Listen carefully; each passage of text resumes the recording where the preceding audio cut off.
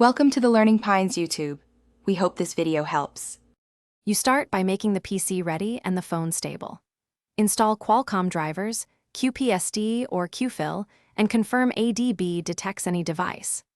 Once done, connect the phone with a known good USB cable, ensure battery is over 30%, and put the handset into Crash Dump or EDL using the manufacturer key combo or test point. You do this now so the recovery tools can enumerate the Qualcomm loader. Don't waste time on optional tools. Get the connection established first. You will now extract the data with QFIL or QPSD. Once the PC shows the Qualcomm loader ID, often 9008, choose the Software Download or Backup tab and pick the partitions to read. User data, persist, and EFS are priority because they contain user files and IMEI info. Make sure to use the raw read or backup function rather than flashing.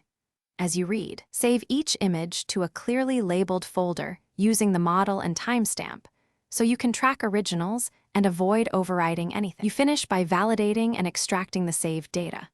Compute MD5 or SHA1 checksums, copy images to another drive, and then mount them in a forensic or file recovery tool to pull photos, databases, and config files.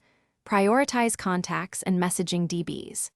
If something goes wrong, device not detected or reads fail, reinstall Qualcomm drivers, swap the USB cable or port, and if needed, use the test point method to enter Crash Dump reliably.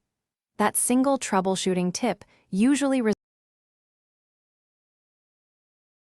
Thanks for watching.